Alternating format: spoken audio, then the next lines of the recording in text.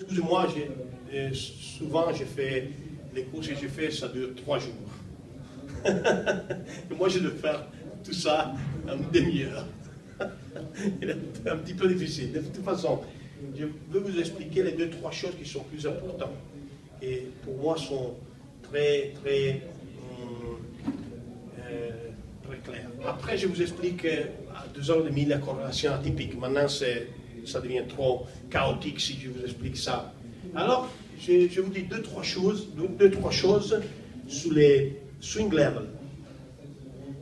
Ce que veut dire faire du trading quand j'ai fait du trading toute la journée. Alors moi j'ai les corrélations dans ma vie qui vont m'aider quand je suis, comment dire, en erreur. Si j'ai fait un trade, j'achète euro-dollar et l'euro-dollar il baisse 30 pips, comme ça. Alors, vous pouvez paniquer. Les Anglais ils vont dire don't panic, but if you panic, be the first. Ok? Les Anglais disent ça. Et ça, pour moi, c'est quelque chose de très intéressant.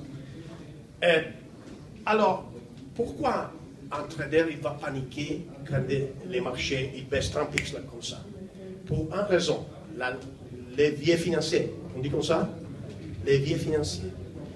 Rappelez-vous, messieurs, dames, si vous avez un levier financier plus haut de 3-4 fois l'argent que vous avez dans les comptes, pour moi, vous n'irez jamais gagner dans les medium term.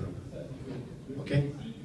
Parce que moi, je n'ai jamais vu dans ma vie, du trader, du market maker, quelqu'un qui a gagné sur base solide 20 ans, qu'il avait un levier financier plus de 4, 5. C'est impossible. Pour moi, si vous voulez vivre du trading, il faut avoir au moins 40 000 euros, 40. Parce que vous faites, moi je fais 50, 60% par chacun. Mais je suis capitalisé.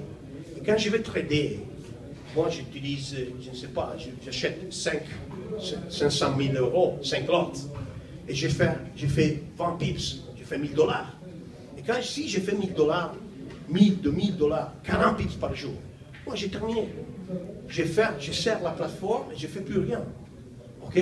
Alors je dois chercher de faire pas trop court, mais je dois faire très, comment on dit, tirer, sparare les colpi, tirer 2-3 shots pendant la journée, sans risquer trop. Et pour ne risquer pas, il faut baisser les leviers financiers. Rappelez-vous, ça c'est la plus grande erreur que tous les courtiers donnent les clients. Tu peux avoir 7 mois avec 2000 euros sur le compte, j'ai fait 3000 euros. Ça c'est la publicité ingannevole, on dit en Italie, publicité fausse message. C'est absolument ridicule. Oubliez ça, il faut avoir capital, parce que je dis toujours que dans les pommes, on peut tirer les gold, l'or, l'heure. Okay? Alors, il faut savoir ça, il faut réduire la leverage, et après, il faut travailler sur les points de swing statiques. Rappelez-vous, les marchés du change. Il y a un marché particulier. Tous les cambistes de les grandes banques, moi j'ai fait cambiste pour 12 ans, ils ne regardent pas les charts. Ils ne savent même pas c'est quoi un chart. Parce qu'ils n'ont pas de temps. Parce qu'ils doivent coter tous les jours, toutes les journées, 30, 32, 35, 37.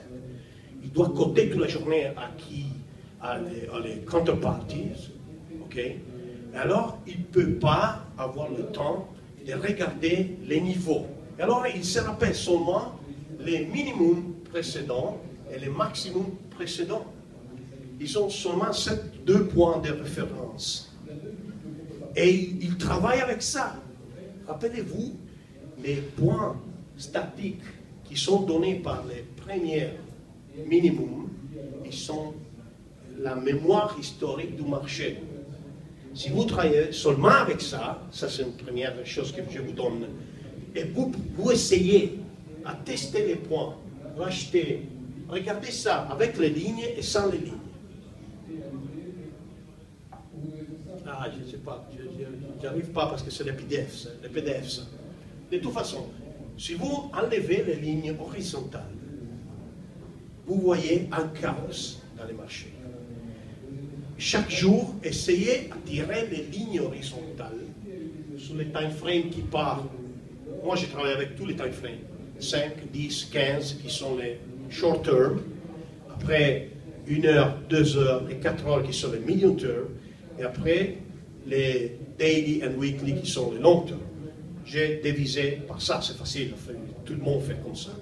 De toute façon, moi, je prends les 2 heures et je commence à tirer tous les matins des lignes horizontales sur les maximums, les minimums précédents qui sont significatifs, qui sont isolés, okay? Ou les minimums qui sont peut-être testés 2-3 fois. Quand il arrive aujourd'hui, il va, la première fois peut-être il va garder, la deuxième fois il va faire double count, okay? Briser, on dit comme ça, il va briser le support et il va. Et alors tu peux diviser les charts in différents secteurs horizontaux. Si vous commencez à faire comme ça, les charts deviennent clairs. Rappelez-vous, le trading, c'est quelque chose de psychologique. Ça n'a rien à voir avec la mathématique. Heureusement. Autrement, c'est un marché démocratique, on dit comme ça. Moi, j'ai connu un professeur universitaire italien qui est en faveur de la Tobin Tax en Italie. Il s'appelle M. Becchetti, de l'Université de Rome. Moi, j'ai une très grande discussion avec lui parce que moi, je suis président d'une association qui défend les petits investisseurs, les petits traders. Et lui, il dit que nous, on est seulement des spéculateurs. Et moi, je lui dis que c'est un marché démocratique parce que lui, il est très énervé avec les traders. Parce que lui, il gagne 2000 € par mois faisant le professeur universitaire. Et il y a quelques ouvriers qui font 4000 par mois parce qu'il est capable de faire du trading. Alors il est énervé pour ça. Et moi, je lui ai découvert cette nerve découverte. Et je lui dis, vous avez perdu en bourse, c'est pour ça que vous êtes énervé, vous voulez tuer tous les... Et ça, c'est un marché démocratique. Et lui, il est un petit peu sur le défensif, mais bon, je le vais attaquer, je n'ai pas peur de ça, parce que moi, je suis un trader, mais je suis aussi une personne qui comprend que ce marché, c'est le seul marché démocratique qui peut-être on a et surtout les forex. Parce que les forex, c'est le marché le plus important du monde. Il fait 5,3 billions par jour. Quand le marché actionnaire, il fait un deuxième, 400 billions par jour dans le monde. Et ça, c'est un marché qui est immanipulable. Tu ne peux pas bouger. Aussi, Soros, il a perdu l'argent avec l'euro. Soros, qui a tué la lire, qui a tué la sterling en 1992. Dans les dernières années, il a perdu beaucoup d'argent avec l'euro. Et son fonds, il avait un fonds qui s'appelait Quantum Fund. Il était un fonds qui faisait Forex. Il est devenu un fonds obligationnaire. Il a perdu 70%. Parce qu'il a acheté l'euro à 1,18, il a fermé les positions entre 0,85 et 0,82 dans 2001. Parce que le marché du Forex, il est vraiment le plus liquide. Alors, on y va encore et vous regardez, vous essayez à la maison. Et si vous voulez essayer 2 semaines avec moi, malheureusement, maintenant, j'ai fait un webinaire qui est encore en italien. Mais à partir de septembre, je commence à faire avec CTA, qui est la compagnie qui s'appelle Currency Trading Academy. Je vais commencer à faire du webinaire toute la journée, avec du webinaire enregistré que je vous donne. Et vous pouvez regarder, ils sont 50 webinaires d'une demi-heure. Ils sont beaucoup des heures que vous pouvez essayer. Il y a tout le monde du Forex. Moi, j'explique le Forex au début jusqu'à la fin. Parce que j'ai fait 28 ans à faire seulement que de Forex. Moi, je n'ai jamais acheté une equity ou une obligation à la bourse. Jamais. J'ai fait seulement que du Forex.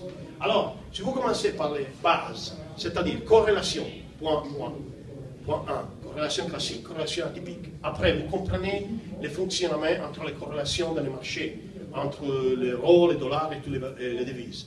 Après, vous commencez à trouver les points statiques de support-résistance. Okay? Ça, c'est le deuxième passage qu'il faut faire. Après, il faut ajouter les dynamic levels, c'est-à-dire les niveaux qui sont trouvés par l'encontre de prix avec les médias mobiles, moyens mobiles, oui, excusez-moi, les moyens mobiles. Et après, il faut trouver la conjoncture entre les points statiques et les points dynamiques. Quand on va trouver la conjoncture, vous avez un bon point d'entrée avec des méthodologies, que moi j'ai un dixième de méthodologie en faveur de trade, méthodologie contraire sur les excès mouvements qui a marché fait, sur les Bollinger. Alors, par exemple, je vous donne une. Si vous, surtout dans les marchés de devises, ça marche très bien. Le marché de devises est très liquide et il est un marché qui travaille dans les trends, dans les moyennes périodes, mais dans les short period, c'est-à-dire short term, court, ok. Il travaille beaucoup au contraire.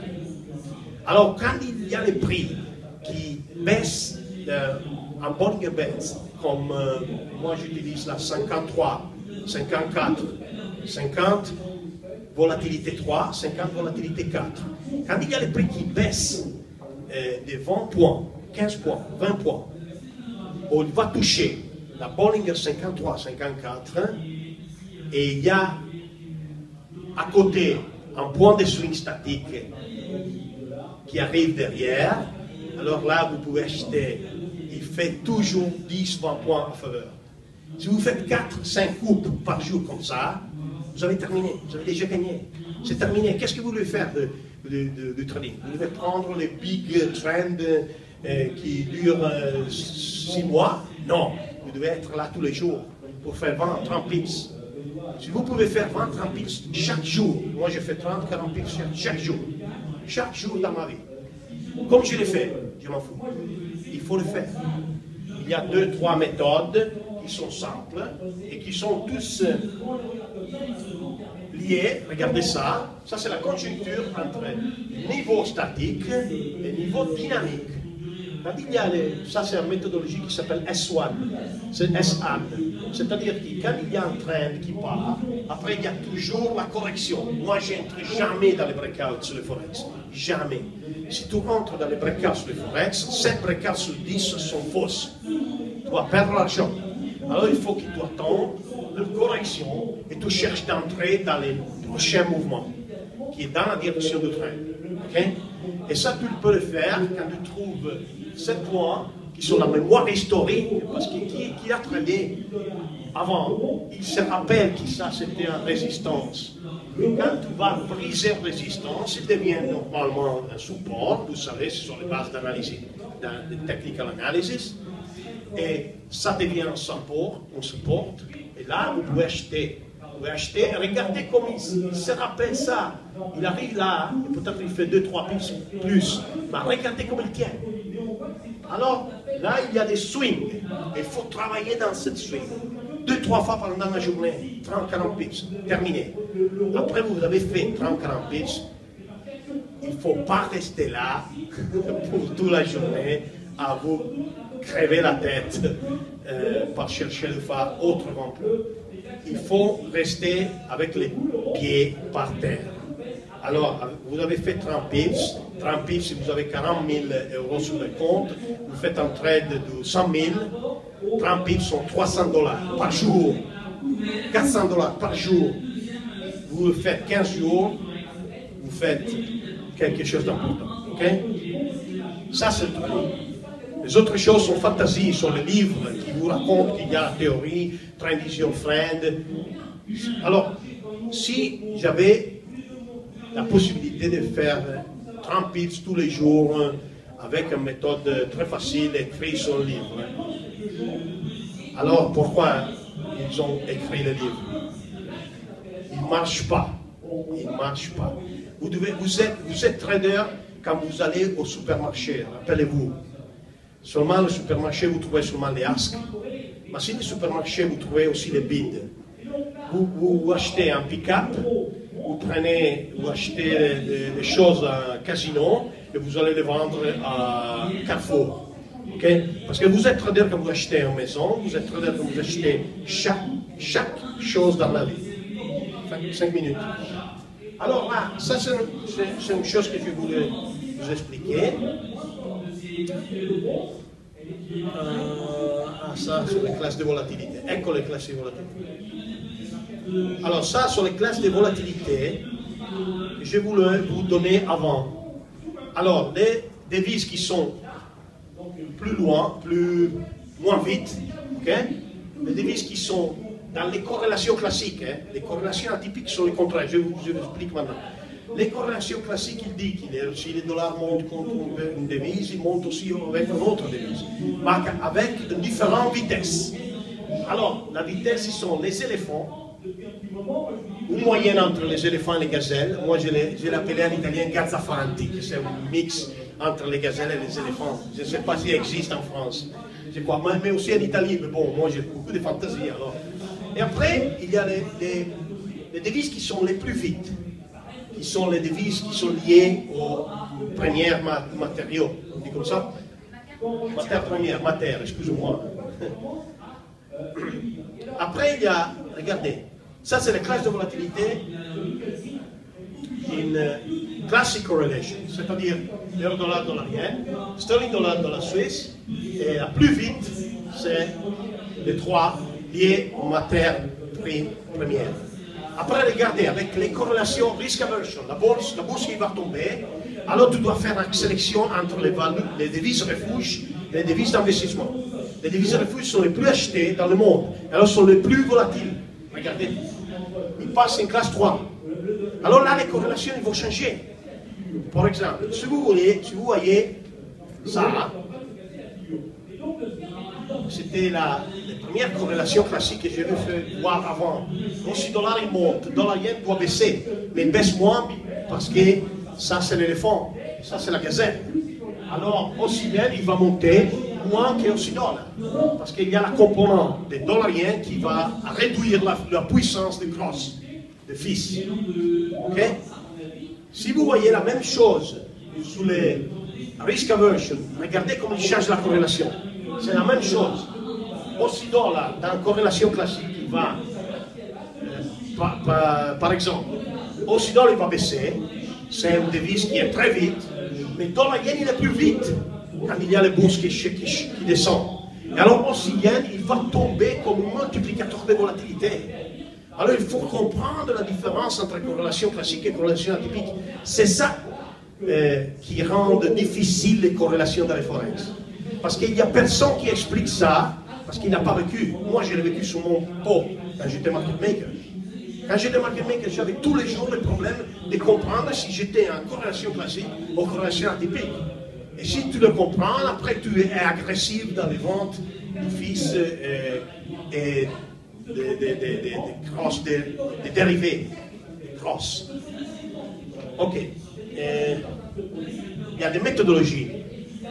Aujourd'hui, à 12h30 ouais, et 17h30, surtout à 17h30, moi j'ai fait une autre heure, je vous explique ça, si vous voulez venir. Je vais vous voir les 6 méthodologies que j'ai. Okay? Je fais un petit cadeau, ce sont des méthodologies que vous pouvez utiliser à partir de demain. Okay? Excusez-moi, j'ai cherché de faire tout ça une demi-heure, c'est très difficile. Je vous remercie beaucoup et à tout à l'heure. Merci.